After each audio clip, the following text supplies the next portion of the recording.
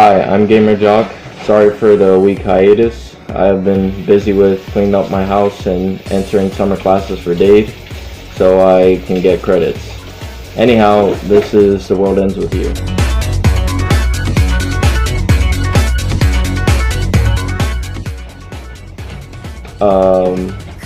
This game is set in Japan, in the city Shibuya, to be exact, where you play as an orange-haired, melodramatic teen known as Neku.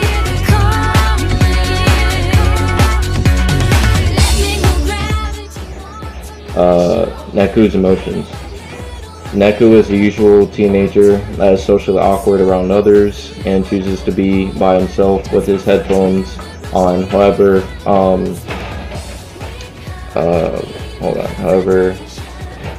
things start to spiral out of control. He changes. As things start to spiral out of control, he changes along the way. As he's walking through town, he feels a sting on his hand and sees a timer on it. Not knowing what's going on, he makes his way to the statue of Hachiko,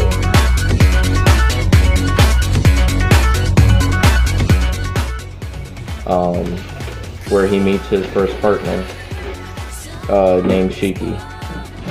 They are attacked by what Shiki refers to them as noise, which are these creatures of varying size and animal species.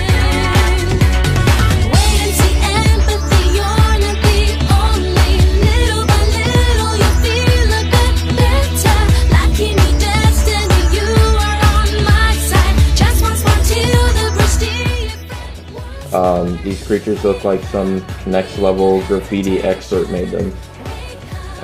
Anyways, they defeat the noise, and Neku is told by Shiki that if they don't complete the task of the day given to you in that time period, you die. Don't worry, it's not an active time you the player have to worry about, just for the story. Along the way, you will meet more players in this game like these guys.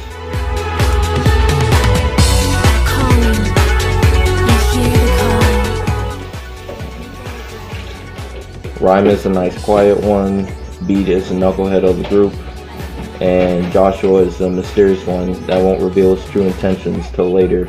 And Shiki is the stereotypical high school girl that wants to be popular and is all in her phone. This game you're all playing in has masters. They are called Reapers, and their job is to regulate the players and enforce the game master's will upon them.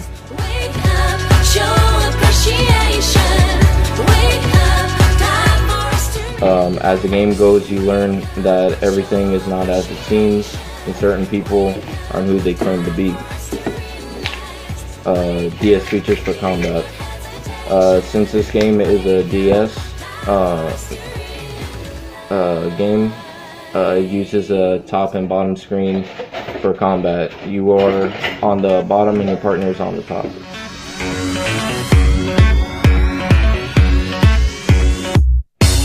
I'm sure you're wondering, well, that's cool and all, but how do I fight the noise? Well, let me tell you how to move Neku first. Move him around the battlefield with your finger, and if you swipe, he dashes to evade attacks. Pins. You attack them with pins, yes, the ones that people shove into your chest when it's election time. But this is actually cool and useful. For instance, one pin can fire bullets.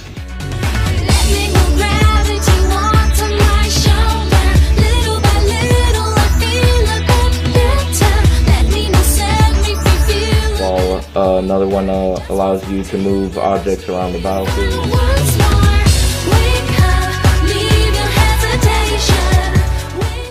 Or you could use one that allows you to hit the enemy with punches at lightning.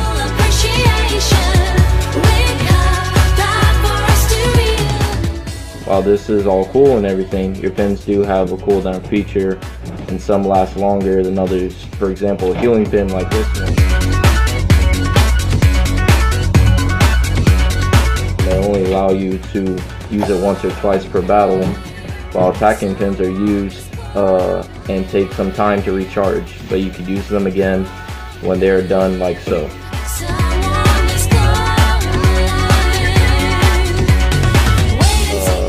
take some time to recharge, but you could use them again when they are done, like so. In-depth analysis of pins.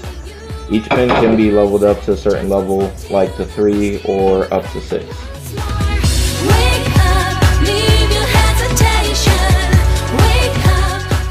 When a pin is mastered, it reaches its max potential for damage. If it's an attack one, for health, if it's a healing one, or for duration if it's a status one.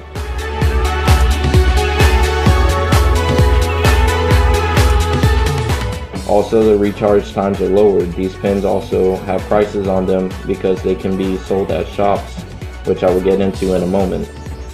The higher level of the pin, the more it's worth. Shops are very interesting in this game, and can be found all over the city, and each one sells a mixture of clothes that increase certain stats to partner upgrades and rare pins.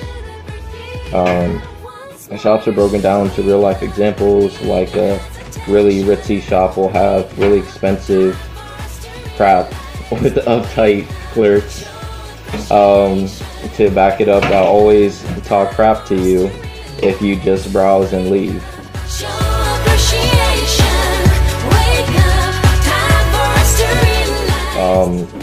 To a burger joint, which will be really cheap to eat there.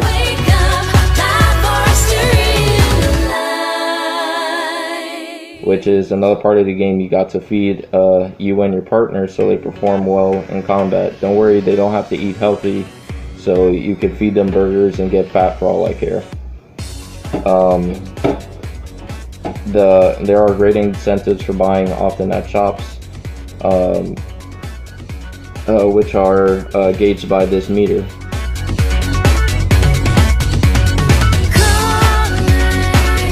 The higher it is, the more likely you are to get a special deal on items, or be able to get rare items, which is something else available in shops like this.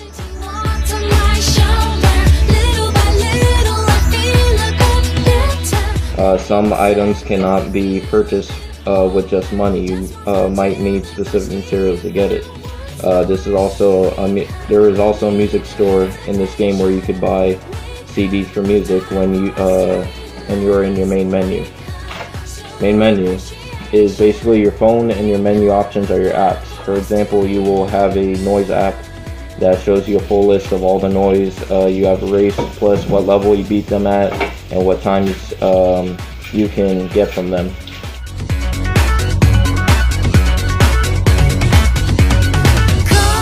There is also your equipment app that's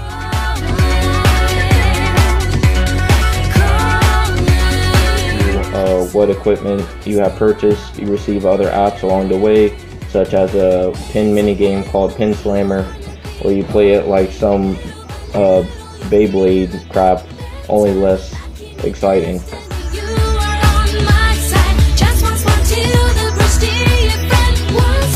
Under your apps are 2 bars. One is your level, which you could slide up and down. Yes, if you're 50, you could slide yourself down to 1.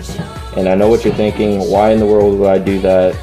And my retort to that is, the lower your level is, the higher chance you have of enemies dropping something rare. And the higher level is, the harder enemies will be, since they scale to your level. So yes, that makes leveling up trivial in this game, but damn it, I love maxing out and I want a challenge.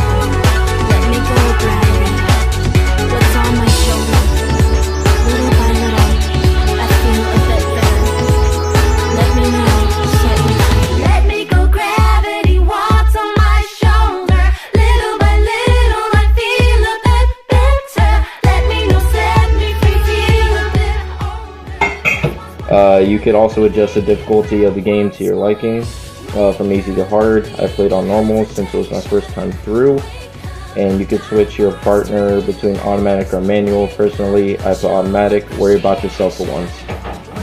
The top screen for your menu also has what day it is with your current partner, and the map of the city. Certain dates for specific brands of pins will be more powerful or less effective in certain areas.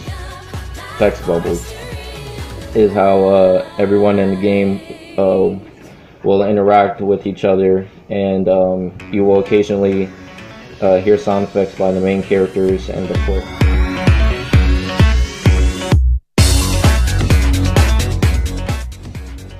In depth for battle. When you are looking for a fight in the game, all you need to do is click the menacing black pin in the bottom left corner, and Neku will listen for the noise amongst the crowd.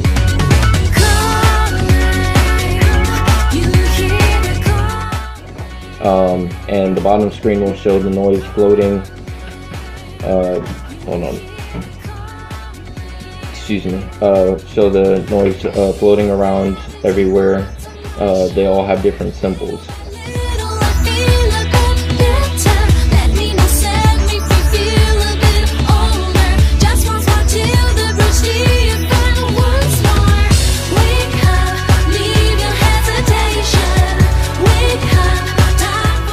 You click on them to start a fight, and you can click up to 4 of them, but if you do, you will go through 4 rounds of enemies. So don't do it unless you're ready. If you pick 1 or 2, be mindful that other noise may flock to you anyways after just picking 2, so just hope the 2 get to you before the 3rd shows up.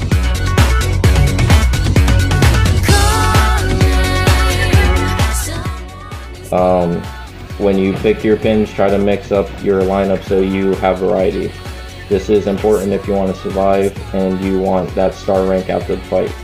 They grade you based off of how long the fight took, how many fights you got into, how well you chain moves together, and how much damage you took. The higher your rank at the fights, the more points you get for the pins you have out. Remember, the pins have to be in your current inventory to get points.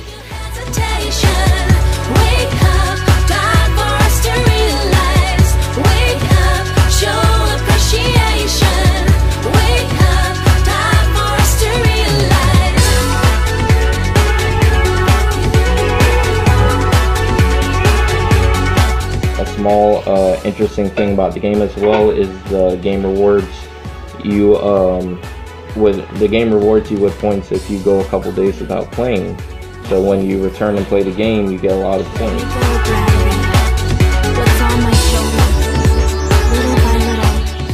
Your health bar, by the way, in combat is shared with your partner, so if they are getting messed up, you will have to carry the load.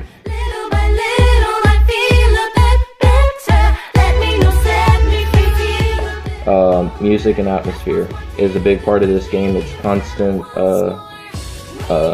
gives you a true feeling like you're in Japan with J-pop playing in the background as you're fighting or running around the city while you're in shops and when you're in your menu. So I hope you love J-pop, otherwise you will hate this game. The game also does a great job of having random people walking around the city or hanging out as you pass by, which gives the game life so you never feel alone. This is part of the reason you want to buy CDs from the CD shop, so you could adjust the music of your menu to how you want.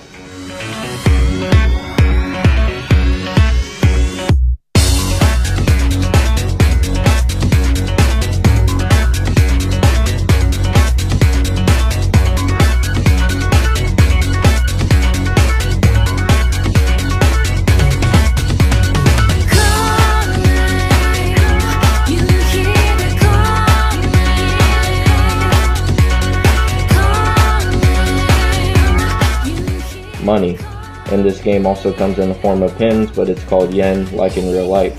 So you can sell them for how much they're worth. Like it goes from 1 yen to 10,000 yen, 5,000 yen. Be mindful that some rare items may require a specific yen amount, like a 5 or a 10, so try to keep the ones that are low.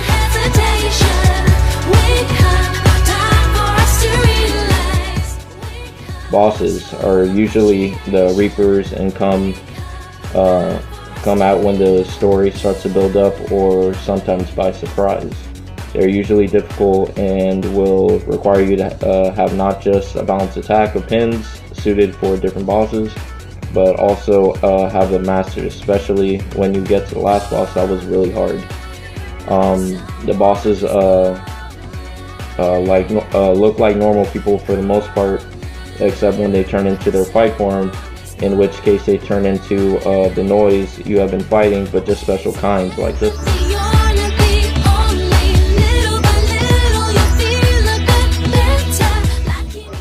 Noise influence is something you will observe, seeing that the noise you kill take over people's emotions. Noise can evoke sadness, anger, and happiness. When you kill them, the person's mood improves.